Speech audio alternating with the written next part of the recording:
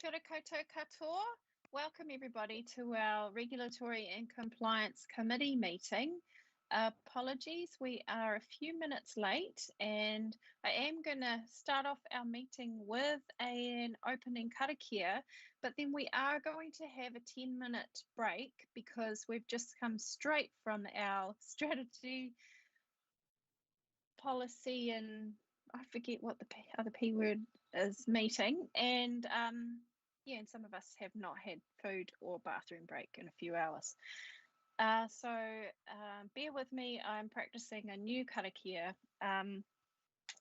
Kia tau ngā manaakitanga a te mea ngaro, ki runga ki tēnā o tātou, kia mahia te hua makihikihi, kia toi te kupu, toi te mana, toi te aroha, toi te reo Māori, kia tūturu, whakamaua, kia tīna, huie, tākie.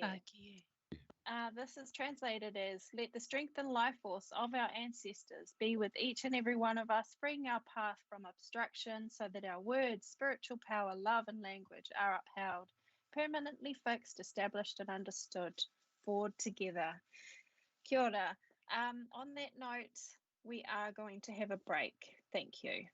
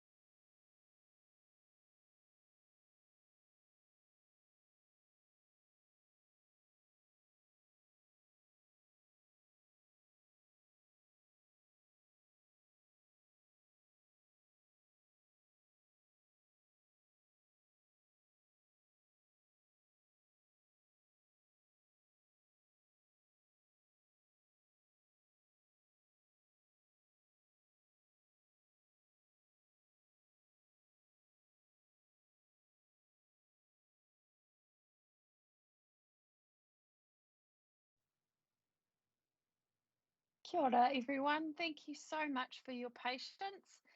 Now, let's get right into the agenda. Do I have any apologies or declarations of interest for this meeting, members? No. I note our CEO is unable to be here today, but I haven't received any members' apologies today. Also would like to note that Member Gardner is, which way round am I, Kim? She's still listed on this committee, but is no longer a member, but has speaking rights. That's correct. So welcome, Member Gardner. She's in the room. And also, Member Ward, you're definitely here today. Thank you very much. Just down the road. And we have no deputations today. So confirmation of previous minutes. Recommendation that the Regulatory Compliance Committee confirms that the minutes of the meeting of the committee held 20 July 2021 are a true and correct record. May I please have a mover and a seconder? The move, Madam Chair. I'll second, Dave Collard. Smith Collard, thank you very much. Any items of discrepancy to note in there, members? No? Okay, sorry, I haven't done my voting. So we have to do the vote by division because we're live streaming. Councillor Collard? Yeah, in favour. Mayor Carter? Councillor Clendon? Aye. Deputy Mayor Ancourt? Aye. Councillor Smith? Support. Councillor Vucic? Aye. Member Ward? Yes. Thank you. And I'm for as well.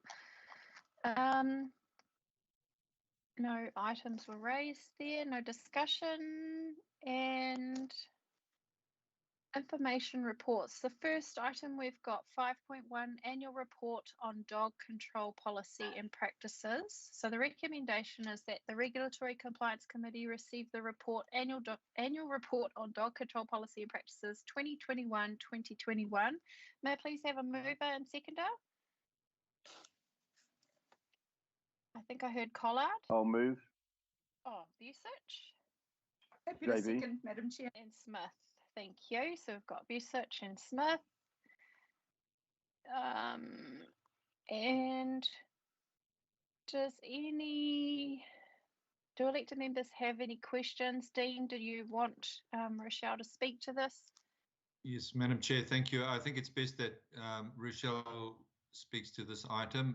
The report is self-explanatory. It contains a lot of statistics and information. Also, Rochelle might be able to update the committee on dog registrations and the trends occurring in that area.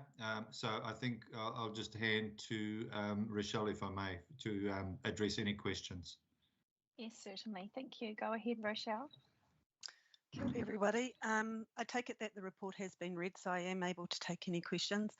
I would just like to make note that the dog on the front is one of our adoptable dogs. His new name is Mac, and he was a stray, and he wasn't claimed. We didn't know the owner, and he was adopted out to as a working dog on a farm, and apparently he's doing really, really well. So he's doing the job that he was meant to do now. So he's got a new owner called Ricky, and his new name is Max. So I just thought I'd add a bit of a personal touch to the photo. So as you can see, we have had an increase in our registered dog numbers. And as part of that, we have had a large cleanup of the database, which has decreased our numbers of menacing dogs and allowed us to have a clearer indication of the work that we still need to do this year. So this year was the first year that we have had online registration, and it has been taken up really well by the community. Unfortunately, with COVID, we've had a bit of a delay in being able to get some dog tags out to people, and that is getting underway today. but we've had a really good uptake, and at the end of the end of July, we were ahead by about 300 dogs have been registered, and at the end of the beginning of September, we're around the same stage as last year. So happy to take any questions in regards to the report.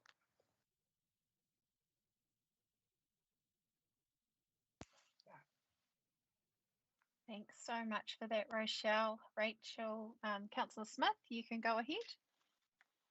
Thank you, Madam Chair, and Rochelle, thank you for this report. It's a really, really great report. It's nice, plain English, really easy to understand, and it's really highlighting some great areas of improvement. So I really want to acknowledge the work that you guys are doing to obviously lead us to the point of having this report.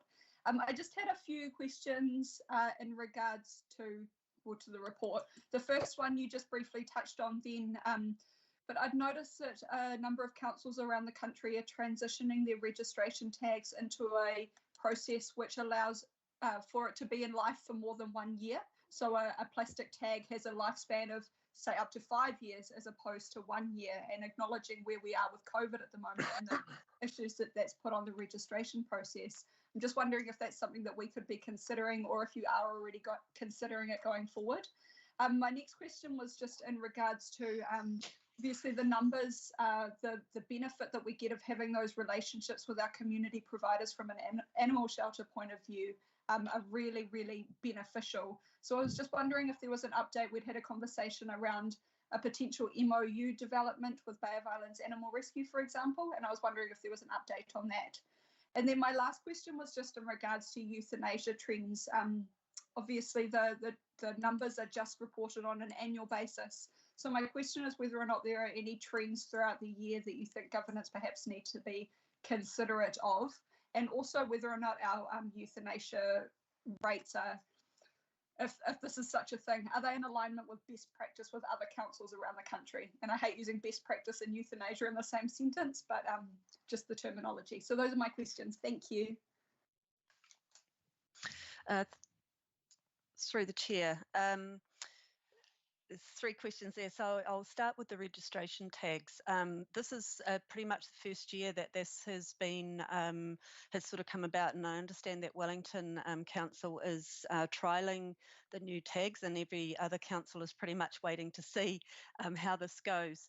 The tag is for life, and so you get that on your first registration, and initially the expense to council is more expensive because the tags themselves are more expensive to make and to buy, but going down about 3 years it actually evens out to be similar to what the plastic tags are.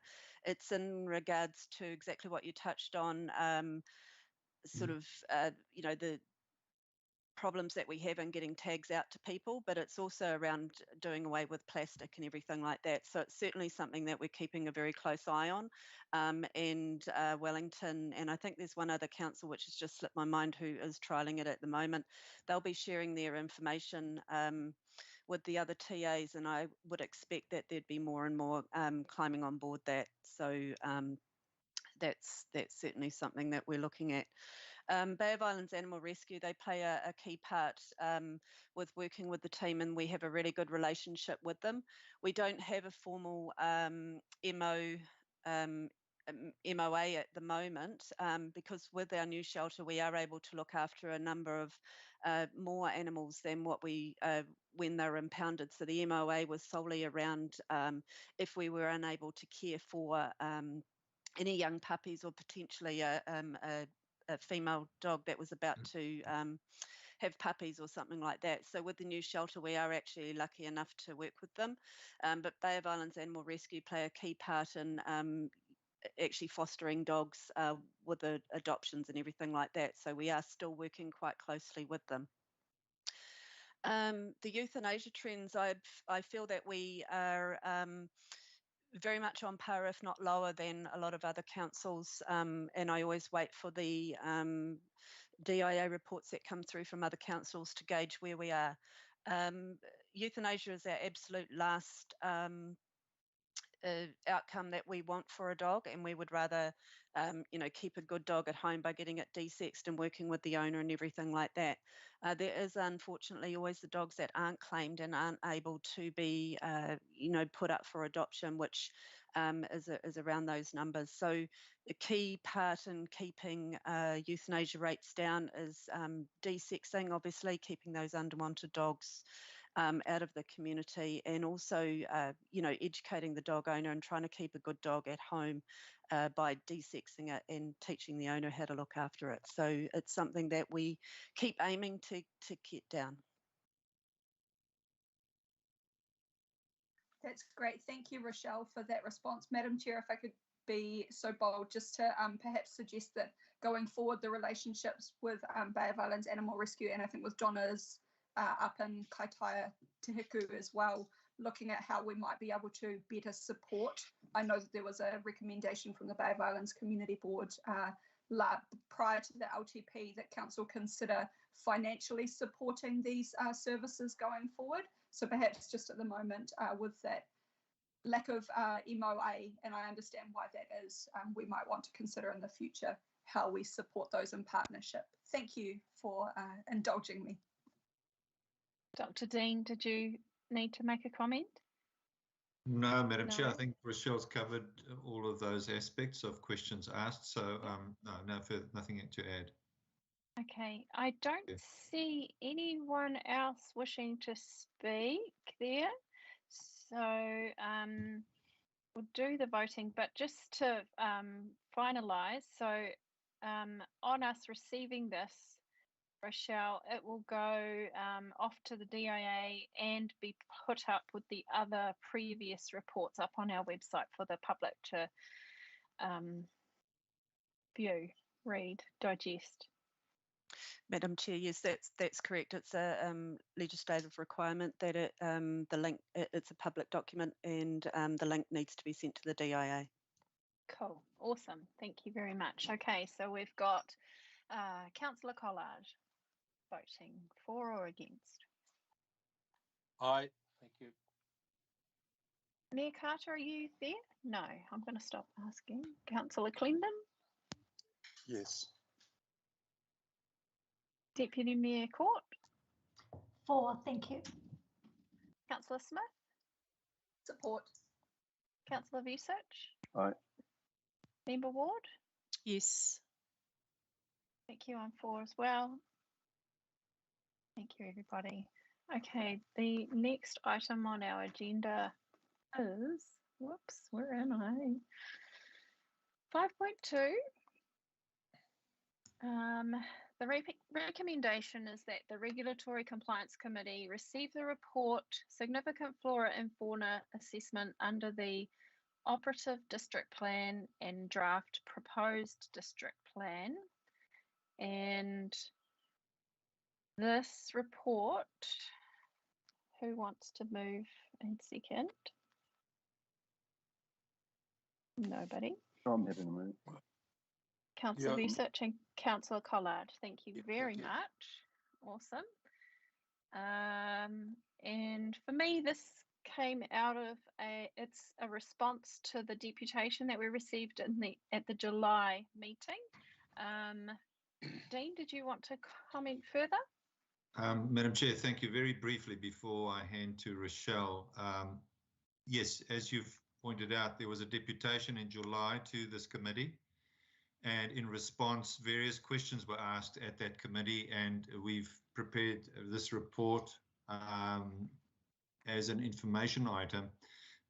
It does address some of the challenges that exist in RMA and resource consent considerations, land use consents specifically, and the responses to the questions asked, I think, cover aspects of RMA and kiwi protection, etc. But I'll stop there and I'll pass to, I'll hand to Rochelle to talk to any particular aspects of the report or answer questions.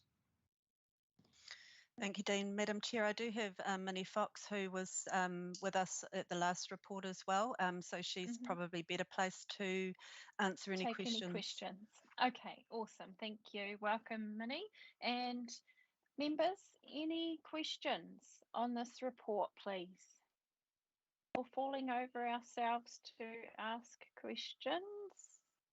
Oh, yes, you're up first, Deputy Mayor Ann Court. Go ahead. Thank you very much, Madam Chair. I was looking at page 38 of the agenda because I was particularly interested in the section about fencing. And I have to be honest, I had not considered species such as skinks and geckos and kiwis. But my question is, to require physical barriers such as cat fences and dog-proof fences, however, these are costly and upkeep by owners cannot be guaranteed. And I likened that to the swimming pool legislation, where we have a requirement that people fence their swimming pools to protect children and have an annual, I think it's an annual, the building inspector will correct me, I don't have a swimming pool, so I don't know, but there's a requirement to fence it and periodically get it re-examined by council for compliance.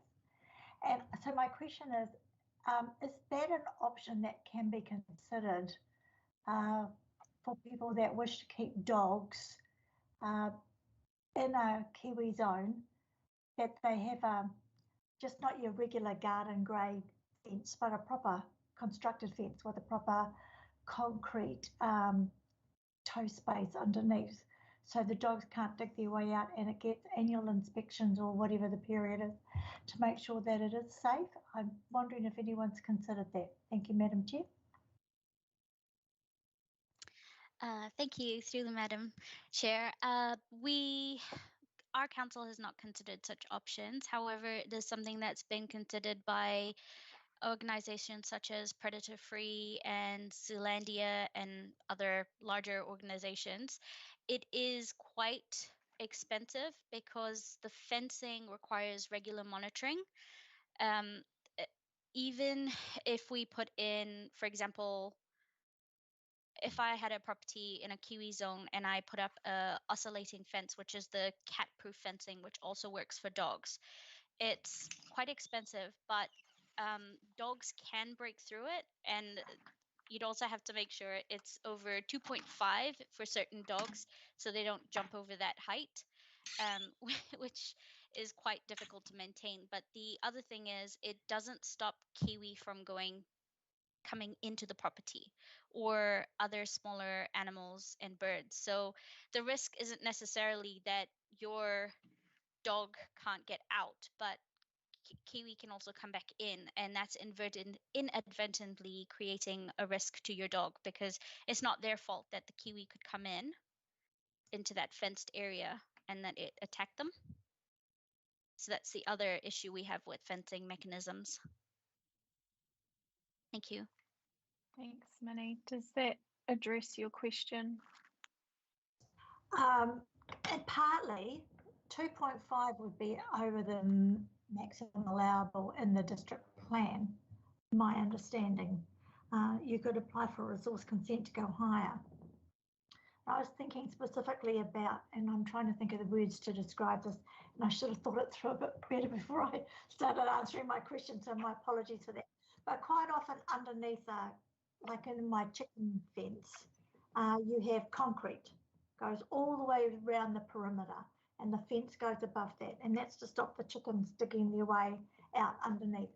So there would be design solutions that would keep kiwi out and dogs in. It might be expensive, and that might be the price that you pay if you wanted to have a dog in a kiwi zone. But I just wondered if we just draw in a line under it and saying no, or we're saying in certain circumstances, if you love your dog that much and you're prepared to put $20,000 up front for a flash fence and get a resource consent because it's over height and all of those other fine things, then that would be permissible.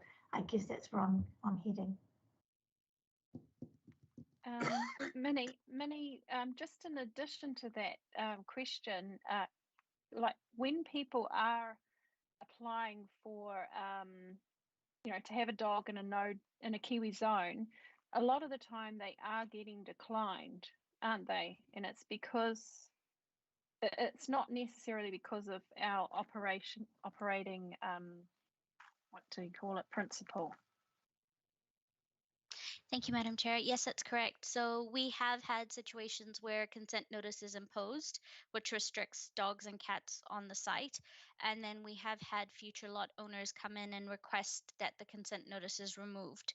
So a lot of the time when that happens, we, one, request that they go to Department of Conservation and consult with them, because it's their purview to look after Indigenous flora and fauna. And if they can support an application for a cat or a dog to be present on a site, then we would consider varying a consent notice to allow that specific dog or cat, or to remove the restriction in whole off that site.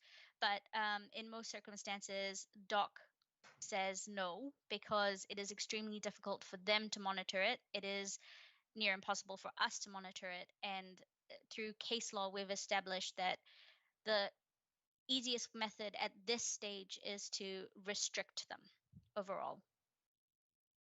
Thank you, Minnie. I hope that helps a little more.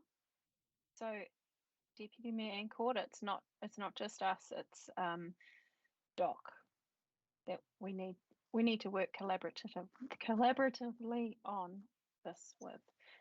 Councillor Smith.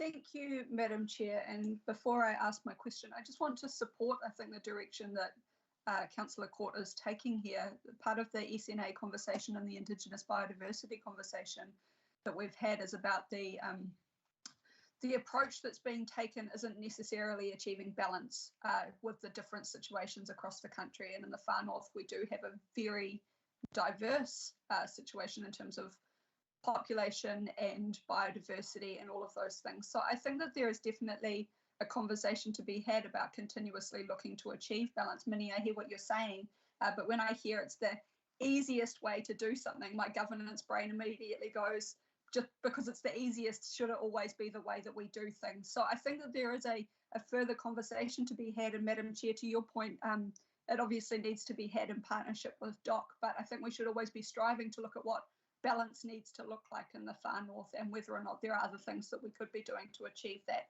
or not. Not a scientist, put my hand up on that one. My question was actually in regards to the rates remission cost, and thank you for this report. Firstly, it was great to see such a pragmatic response to a public deputation. It was a real can-do approach to that, and I really, really appreciate the information that's in this. The rates remission portion really surprised me in terms of percentage-wise, I guess. Northern Regional Council obviously have the mandate from an environmental point of view, and that's what our rates go towards. So I was just surprised at how much of a rates remission is provided through NRC versus FNDC, and I may be misinterpreting that, but I was just wanting a little bit more information around how that is apportioned, what that process looks like, and whether or not there is work we could be doing with NRC in that space to ensure that we are enabling going through the Indigenous biodiversity process as well. I'm not sure if my question's making sense, but we'll give it a nudge. Thank you, Madam Chair. Madam Chair, that's probably a question for Janice. I think she is on in this meeting. Yep, I'm here. Thank you. Through the chair, what you're seeing in the report is the amount of rates that each entity charges that are remitted. So it isn't related to whose responsibility it is to deal with certain aspects. This is on our rate accounts, how much we've charged on for the NRC and what we're remitting under our rate relief policies. So there is a specific rating relief policy for conservation and biodiversity. Does that help? I think so. I think in a roundabout kind of way, I was asking if we were covering some of NRC's mahi, perhaps, but I think you've answered that. So thank you. You're welcome. Excellent. Thank you for those questions. I next up have Councillor Vusic. Thank you, Madam Chair. Just a question for Dr. Dean. I noticed the fencing as well, by the way, and since most of the SNA is a rural area, fencing is just pest proof fencing would be just uneconomic, just wouldn't work. But fencing your section, if you happen to live in a rural area, may work, but it'd be significant costly as well, based on the reports of kiwi getting onto your lawn. That still have to be a pest-proof fence. So my comment, though, question for Dr. Dean is, you're mentioning significant natural areas, but I understand that there's new legislation coming out from the government. How is this likely to change things for us? I think I'll try my best with that question through you, Madam Chair. I mean, I think SNAs, we've all seen what the outcome or what the reaction has been to SNAs. So the intent of this report was really to focus on flora and fauna and the protective measures or the regulatory measures around that through the RMA and the district plan. As far as SNAs are concerned, well, as that picture unfolds and we have more certainty around what government's intentions are, or whether there's a shift in emphasis, the possible outcome of that might be that there are larger tracts of land with protections around them, and an even more a more expensive problem to solve from a landowner perspective in keeping kiwi out and keeping dogs or cats in. So yeah, difficult to answer that right now. It will depend on how that picture unfolds and how much more protective, how many more protective arrangements might be necessary in that unfolding picture. So I'm sorry, I can't be more specific than that in answering the question. Yeah, thanks. Also applies to RMA because the government is looking at changes to that as well. All right. No, thank you. Thank you, Dr. Dean. Thank you, Councillor Visich. And I did see a hand go up a wee while ago for Councillor Clendon, but you're all good? You took it away. No further. Yes, I was going to launch into a debate about whether or not we should ease restrictions on dogs in kiwi zones, and to say absolutely not, but let's have that debate another day. I just think the risk is too high. Thank you, Councillor Clendon. Okay, so we are receiving this information report unless there's any amendment to the resolution. No? Okay. Thank you, Kim. Right. We are Councillor Clendon. Aye. Oh, sorry, I missed out. Councillor Collard. Aye. Deputy Mayor. Aye. Councillor Smith. Support. Councillor Visich.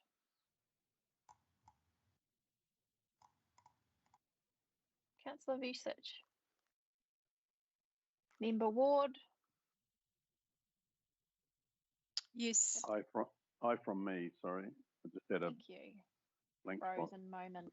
And me. Thank you very much. Okay, now we are on to item 5.3, resource consent update. And the recommendation is that the Regulatory Compliance Committee receive the report resource consent update. I have a mover. Member Ward. A better second, Madam Chair. Councillor Smith, thank you very much. And do we have a staff member to speak to us on this before I open it to questions, please? We do, Madam Chair. Before I pass to Rochelle, I'd just like to highlight a few things. I think the resource consents team needs to be congratulated. They've achieved 3 months in a row of 20-day statutory compliance. That was June, July, and August. And that will be reported through our normal channel. In the monthly business report, we'll probably highlight that. That said, I think it's important to note that they've really pulled out all the stops to achieve that. And I do question whether it's sustainable given the resourcing and the kind of arrangements we have in place at the moment. So I need to just flag that because we are at the moment farming out quite a bit of work to consultant planners, roughly half and half. Rochelle can correct me on the numbers there. So we have a very well qualified and experienced team focusing in-house on in-house consenting, complemented by those externals who do the consultant planning. But the oversight of the workflow and the volumes coming through and the changes that we are facing, both in terms of district plan and RMA reforms, will complicate matters to the point that consents will take longer to process, particularly district plan, the existing district plan and the proposed new district plan. Planners would need to be looking at both while they're assessing consents. So I just flag that as, and I highlight the achievements of the resource consents team, but also at the same time, I'm wanting to wave the flag because I think social housing is another aspect that I haven't mentioned, and we're expecting to see significant volumes of consents coming through for social housing developments across the district, and any of the growth and other factors that necessitate development that has resource consent requirements attached to them. So I just, by way of introduction, highlight that for you, and then I'll pass to Rochelle to address any questions or details in the report. Thank you. All yours, Rochelle.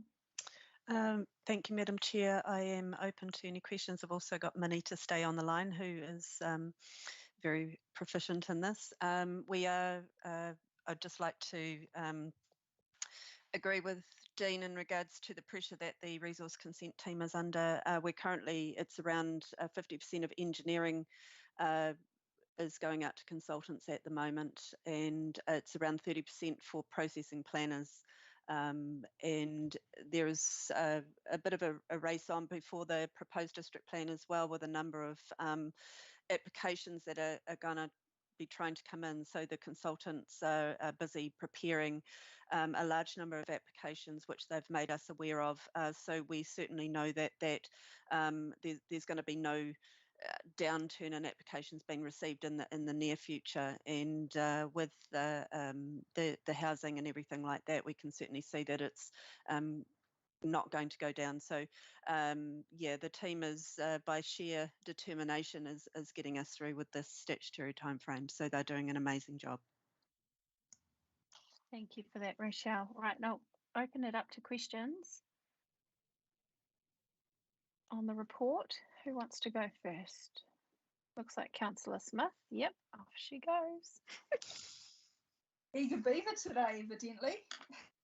Thank you, Madam Chair. Thank you both Dean and Rochelle for bringing this report to us. I think you stole governance thunder when we wanted to celebrate the fantastic achievements that this team are seeing. And perhaps I'd just like to take a moment to express gratitude for what I would imagine is an enormous amount of work going in to achieve these. I do just want to touch on the resourcing side of things. It is a conversation that we've had in the past, and Rochelle, acknowledging the point that you've just raised about the RMA reform and the increase that we anticipated we would see.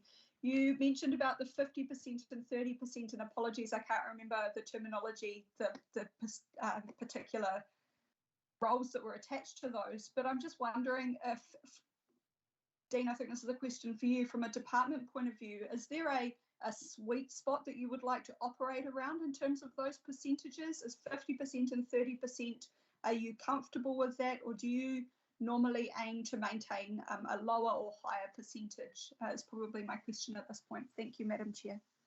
The best way of answering that through you, Madam Chair, is to just reflect on how we are able to retain staff within the core team. I'll start with that because the issue for us is building up the experience and competence within the resource consenting team. Typically, planners start at the bottom, they work their way through to intermediate and senior levels. And that determines to a large extent how much, not just in volume terms, but which work needs to be allocated externally to consultant planners. So some of it we can handle in-house, and some of it we need to farm out to consultant planners. So it hinges largely on our retention of members of the resource consents team, and what that mix of competency and experience and the skill base within the team might be at any one point in time.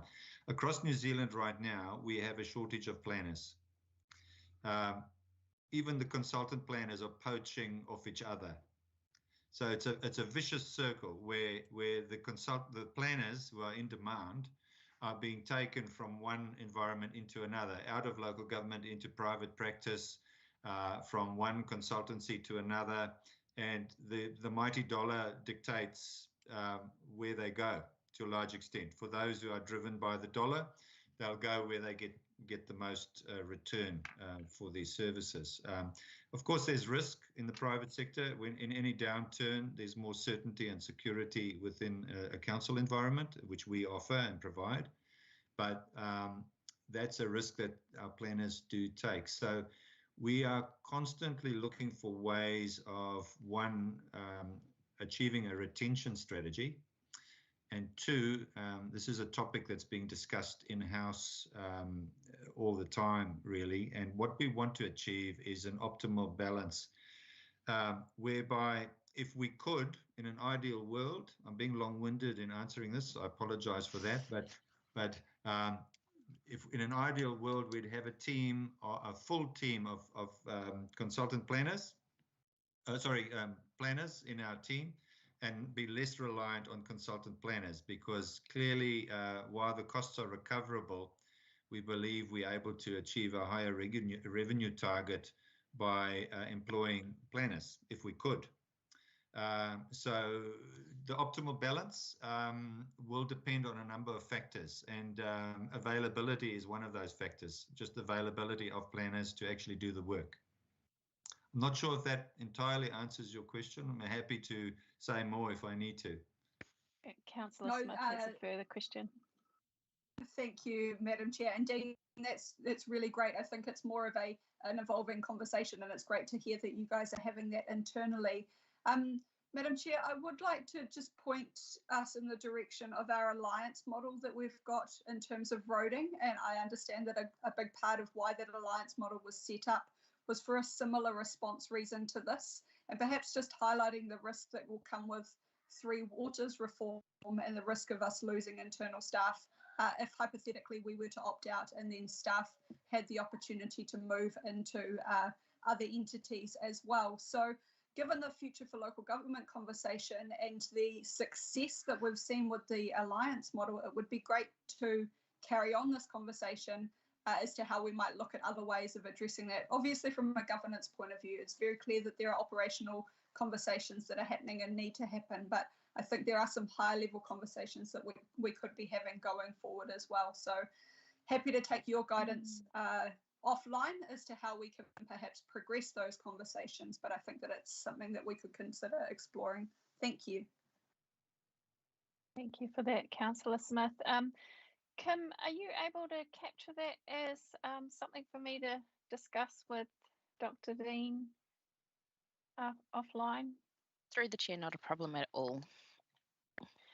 You're awesome. Okay, and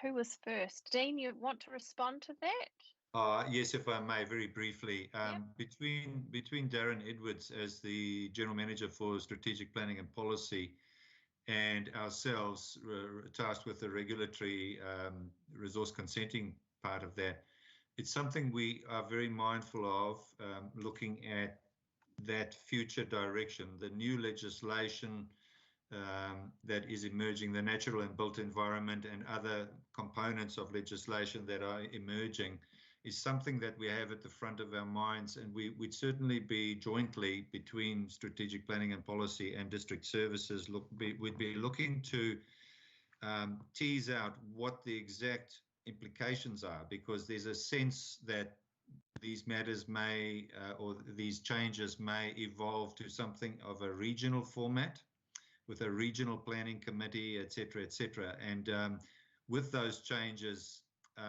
there is again a suggestion that there's, from a Far North District Council perspective, that there'd be, we'd lose a voice in terms of the localism component in that. So for some regional committee to decide on consenting matters that have implications locally, I think again, we'll keep a close eye on that and report through to future committees on what that looks like. It's early days and we're really still trying to get our heads around what the exact implications are. Thank you for that.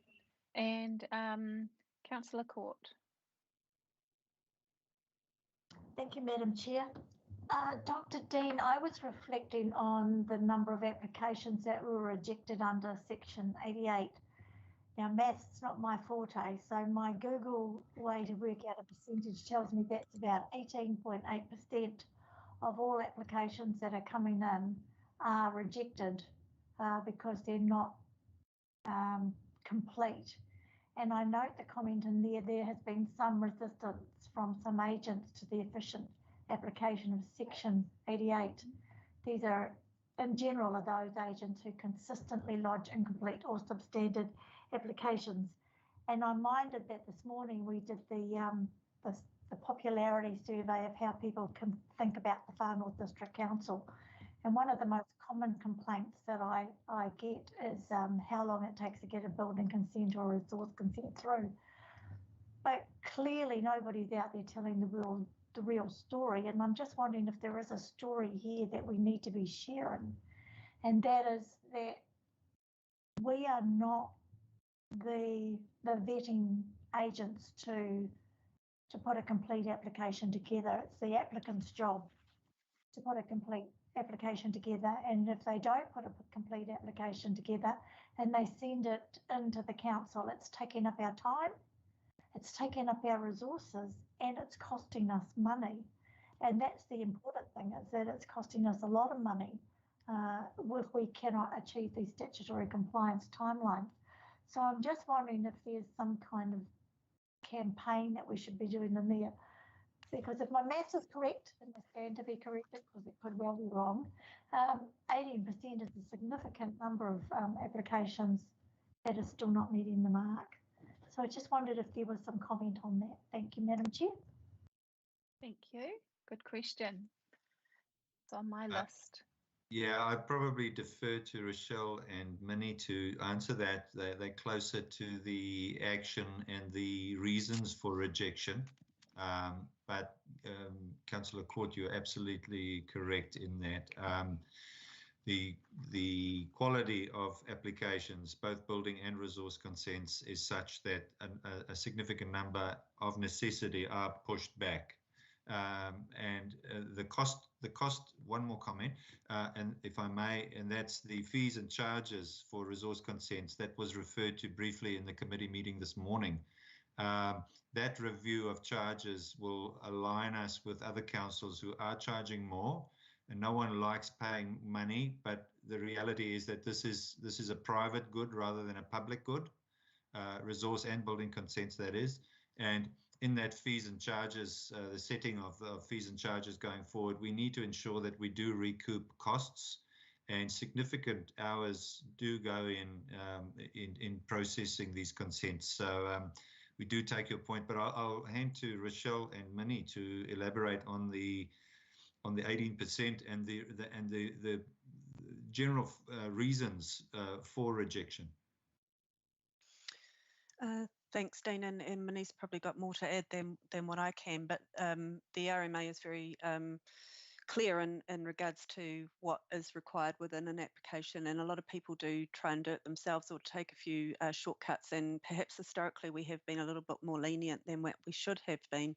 And Councillor Court, you're correct in regards to the fact that it has cost us internally, where applicants then don't want to pay, find out our costs a lot higher than what they thought they would be because of the extra time that we have taken. We have been sort of campaigning through the practitioners' meetings and everything like that in regards to making sure that our the applicants are putting through a good quality application through their agents. At the practitioners' meetings, we're talking to the agents, and we certainly have been saying to them that we are going to be requiring a full application with everything there before it will actually be accepted. So I would see and certainly hope that that number will be coming down. It just seems higher than normal because we're sort of trudging through the snow at the moment. But there are a number that, you know, we send back saying, no, we want it to be a complete application prior to taking it. Otherwise, it can get messy if we sort of did accept it for some reason without a report. We can't assess against a report that's missing.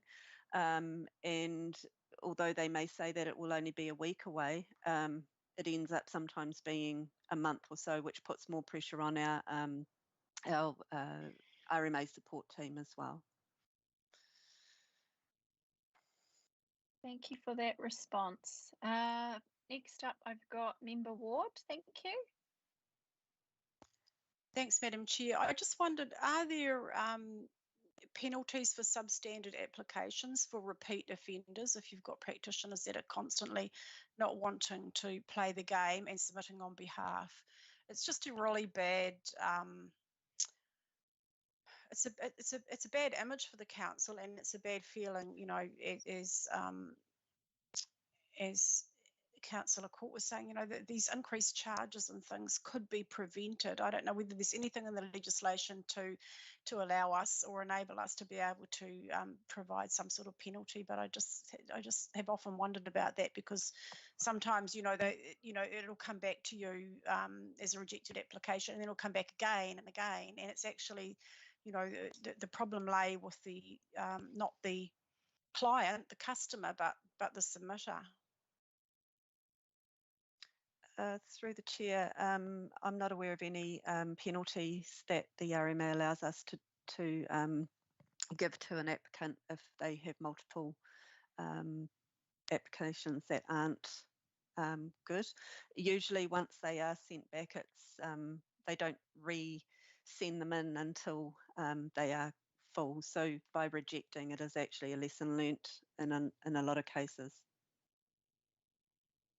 It is a penalty. Getting it sent back, it delays it for them. I can't see anybody else's hand up. Members have pretty much said what I was going to say, but I will reiterate from the last time that we looked at the status of discounts. I do want to just reflect on, you know, being able to meet the targets 100%, 20 days every month or close to, is meaning that we're not having to do those big discounts, which has an impact on rates. Yes. So in a previous year it was 184,000, and this year it's 44,000.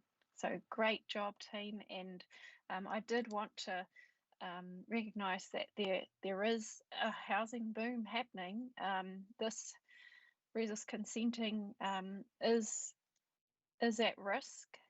You are very aware, Dr. Dean, and your team, but just make sure that you're, you know, keeping governance apprised of this, and come to us with you know, a resolution, a recommendation, you know, when you need to, because we don't want it to ever be back down at, you know, giving away discounts of 184 a year, and we don't want to slow down meeting the demand for the housing crisis. Yeah, thank you. Certainly will do, Madam Chair. Thank you. So we are starting with Councillor Collard. Aye. Thank you. Councillor Clendon. Aye. Deputy Mayor Ancourt. Aye. Councillor Smith.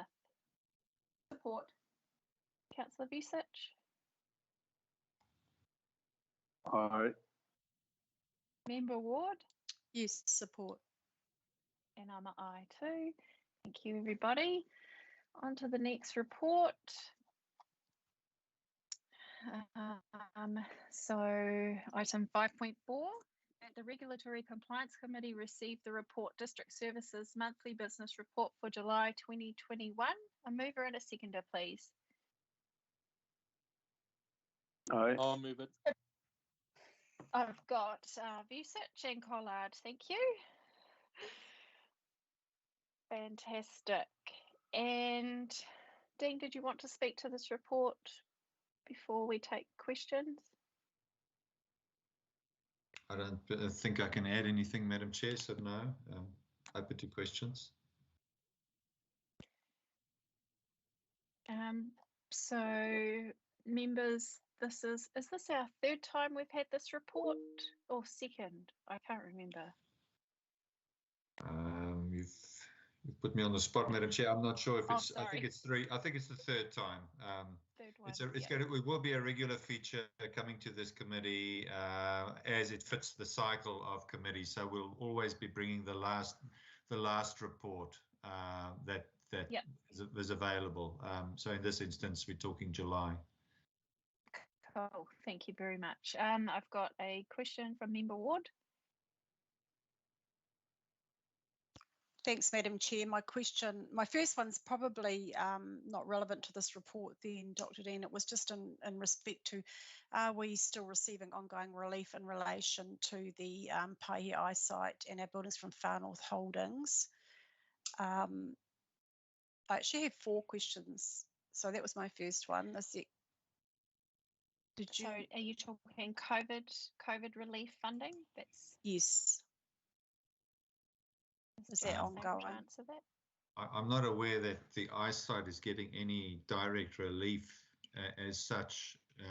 And are you referring to, Member Ward, are you referring to assistance from government for loss of income? Is that what you're referring to? No, from the ownership of the eyesight building with Far North Holdings in relation to rent.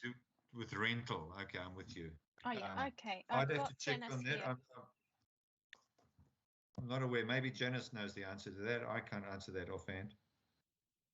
No, we're not getting any relief. There is no relief from Far North Holdings. During the last lockdown and this, we took the operational position of retaining full rent on the eyesight. Okay, that's disappointing to hear when I know that tenants were offered relief and they did move quite quickly to assist tenants. My second question, I can't actually find it. I'm struggling with the online report here.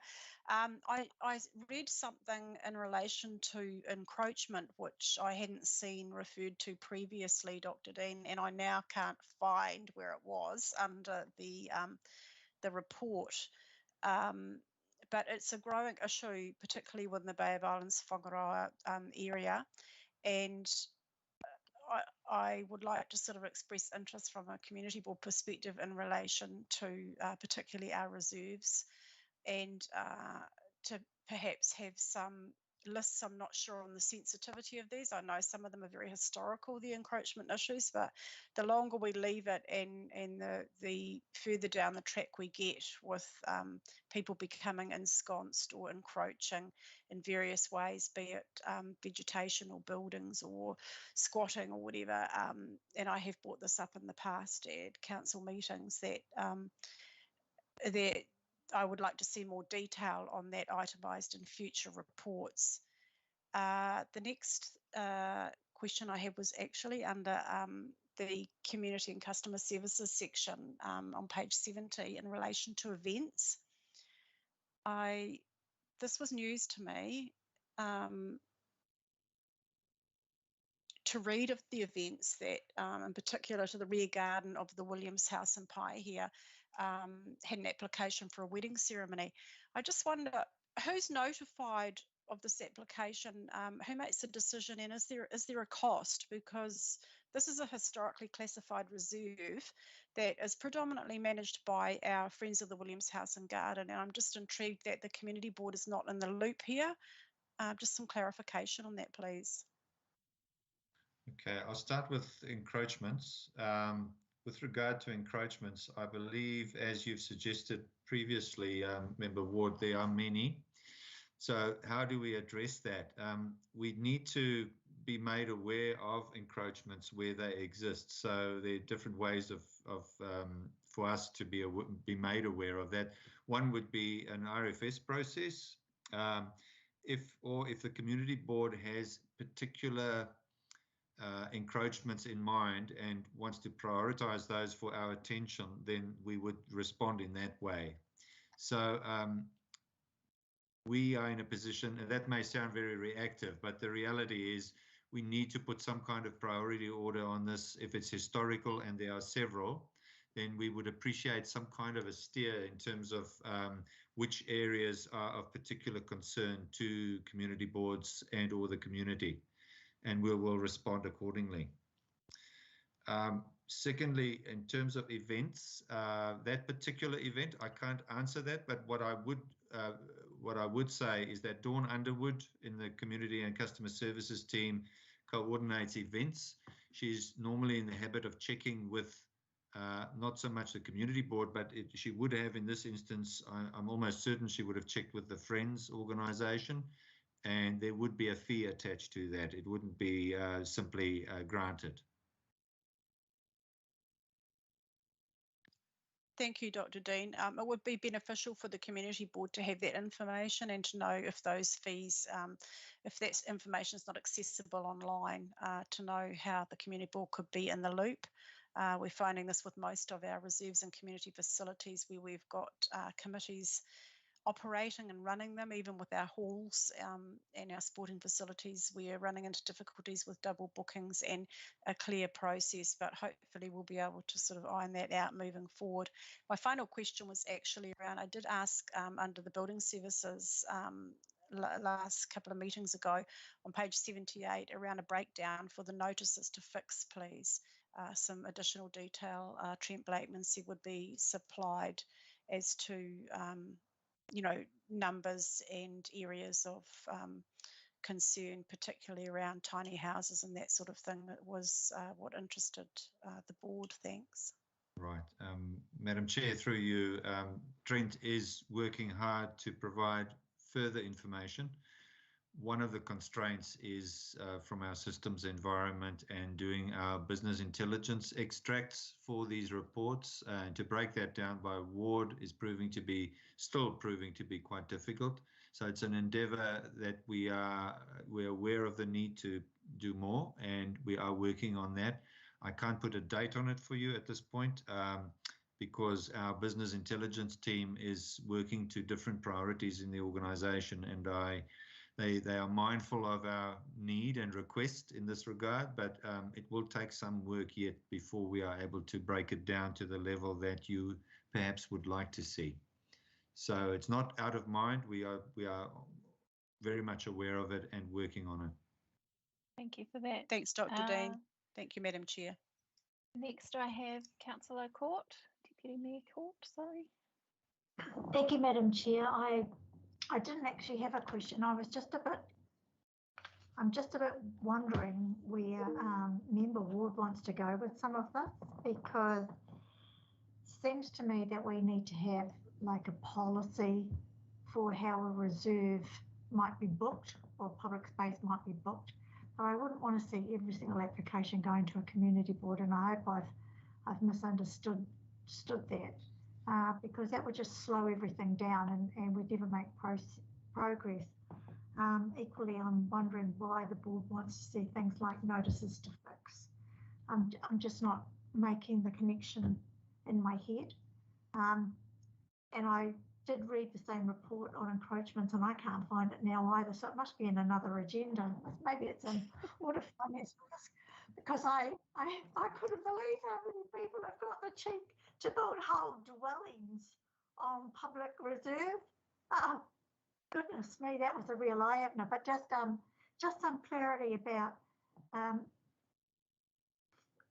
guess for me, every time Dr. Dean or somebody else in our organisation is tasked with writing a report, that's a lot of work that goes on behind the scenes. So I want to see the value and why the report is being requested. not just information for information's sake. Thanks. Did you want to respond to that, Member Ward? Yes, thanks, Deputy Mayor Encroach. Sorry, I probably didn't put that across very clearly. The issue relating, definitely we don't want every booking for, I mean, that's why we have committees operating and we sit on those committees on our community facilities and reserves, but it was to actually be in the loop to not be involved at all or to be sitting on that committee that is responsible for the bookings, and we do have a problem with the flow. It wasn't about having given consent or approval. It was to know that things are happening and what the process is and what the charges are from members of the community asking as to where to refer them to. And in relation to the notices to fix, we've had a lot of complaints at community board level, a lot of interest around the changing from the 10 square metre to 30 square metre and mobile home. But the issues that have arisen at community board level have been people trucking and manoeuvring such buildings along roadsides and removing vegetation along the way and various other associated difficulties. So that is where, from a board perspective, we were interested in that road and corridor, and particularly in trees or any trees of significance, and trees being removed with the excuse being used, we had to get that dwelling through. So that's where I was coming from there. Seems to be an increase in portable mobile homes and an increase in the that particular area of notices to fix, and I just wondered if there was a connection. Thanks. Did you capture that, Dr. Myberg? I've made notes, Madam Chair. I can't answer it on the spot. I suspect that it may have something to do with transportation of portable mobile homes, but I can't be sure of that. Notices to fix are often issued to people who commence building work, don't complete it, and then have issues evolving around something that's not quite right. So our inspectors would typically zoom in on those aspects and alert the builder or the owner to the fact that something needs remedial work or further attention. Can't answer the question as to the link between notices to fix and damage to vegetation, but we'll certainly follow that up. Fabulous. No further questions or comments on the report. Thank you, Kim.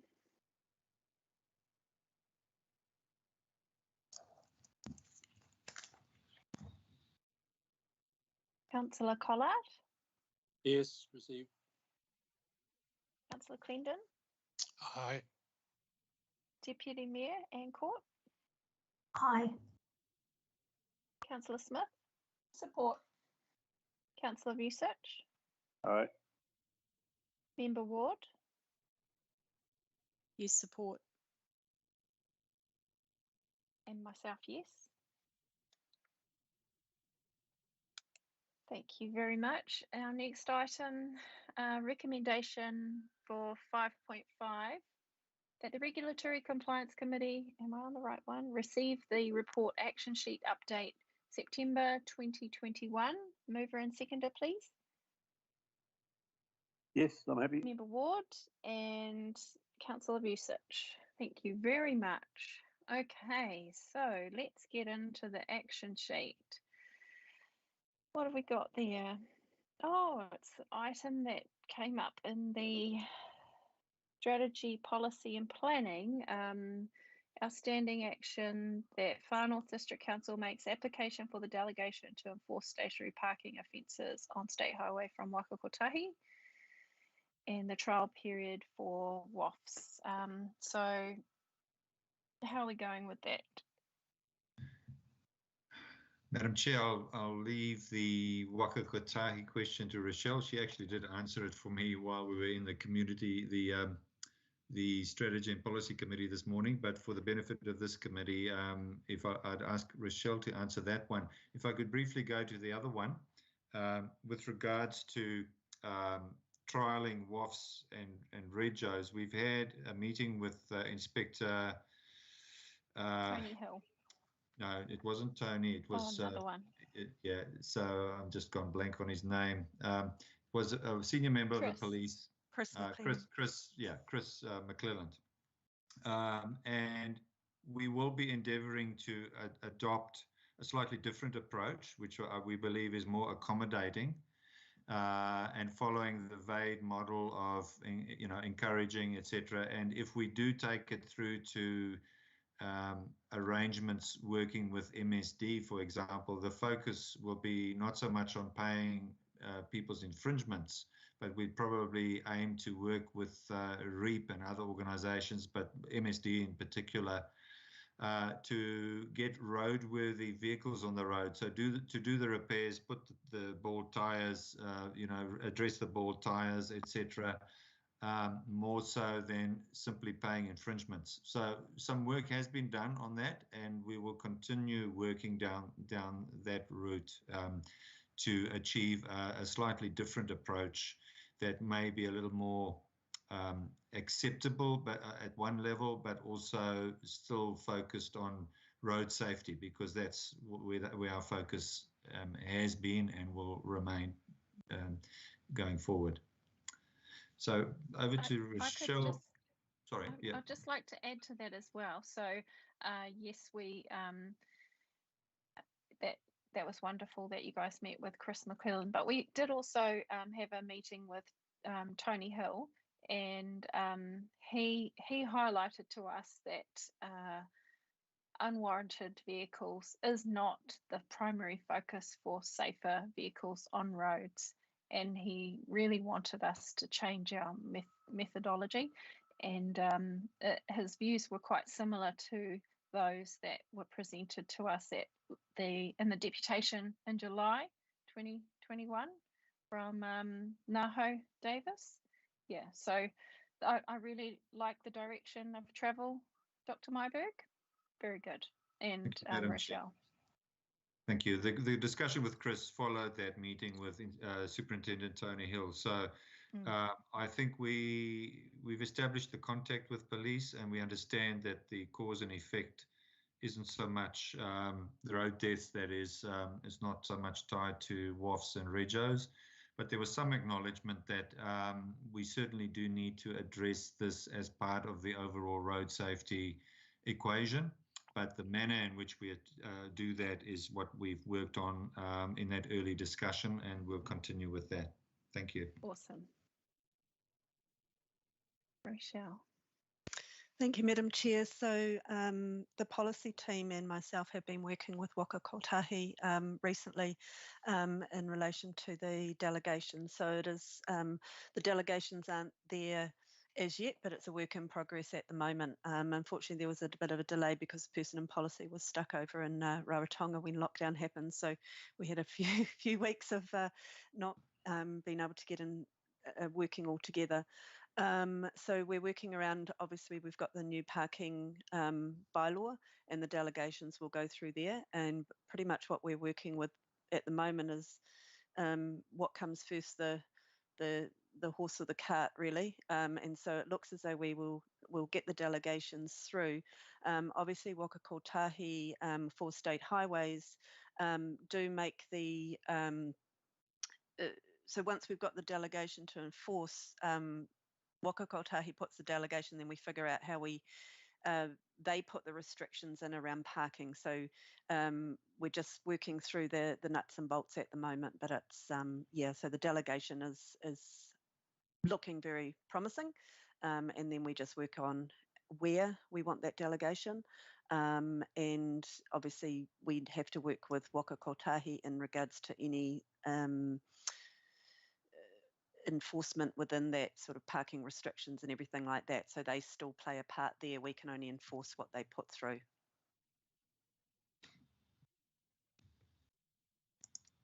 Are there any questions from the members? No. Just from memory, we were seeking all the delegations applicable to us on the state highways, but we were going to just enforce what was deemed as, you know, a congested, you know, needed the enforcement. Madam Chair, so with speaking to Waka Kotahi, it's probably not a wise idea to just sort of say that we want delegation across all of state highways, because we need to annex within the bylaw the portions of state highway that we're actually doing. So it would be obviously areas where we have a need to do any potential parking restrictions, or where there is a requirement to do that, so that we see that there are areas. And that will sort of come about, you know, within the consultation, I imagine, in regards to sort of where those need to be. But so we would have maps similar to the dog bylaw, where we've got maps of restrictions within that and what those mean. So on speaking with them, the whole entire state highway network of Far North District Council wasn't sort of a sensible option. And so we're looking at breaking it down of actually where we do need that enforcement. Okay, thank you. And just to, I'm not sure if you were on the SPP meeting this morning, but it did, I got a sense that it's not tied up, like we're not going to meet in the mid, like it's not going to be delivered at the same time, and there isn't going to be any consultation on the state highways for included in that parking bylaw. So it would be good to make sure that there is, so we can. And Member Ward has a question.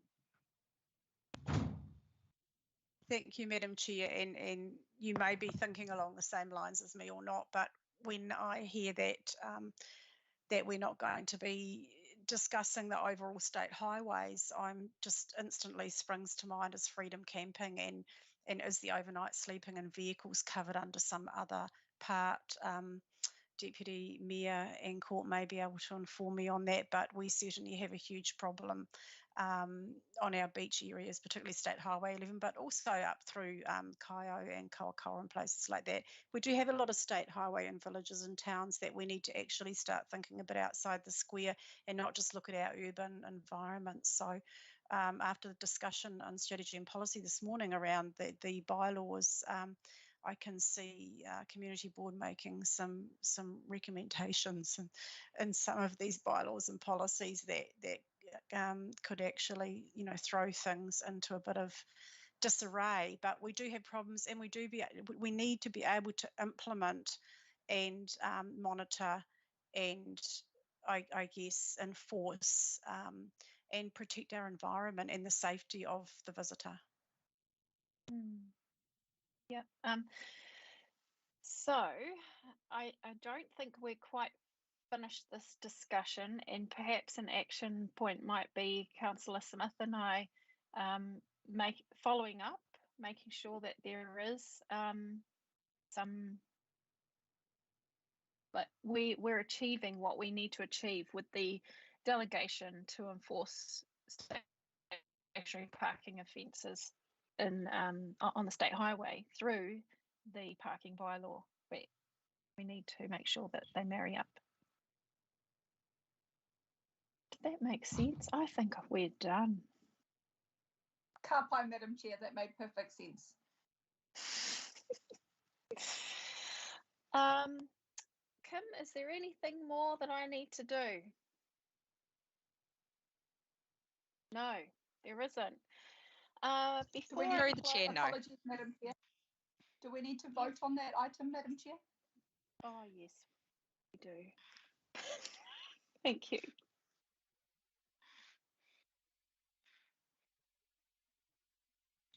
I've missed the presentations this meeting. You know how we usually have a presentation on our screen? Just feedback. So, Councillor Collard? Yeah, aye. Let's have it. Councillor Clendon? Aye. Deputy Mayor Encroachments? Aye. Councillor Smith? Support. Councillor Vucic, Aye. Member Ward, Yes, support. I'm an aye. So we're going to leave that on our action sheet because it's not finished. And we are going to close our meeting with a karakia, and we all have a well-earned break. So, kia tau, kia tātou katoa, te ata whai o tō tātou ariki, me te aroha, me te atua, me te whiwhinga tahitanga, ki te wairua tapu, ake, amene.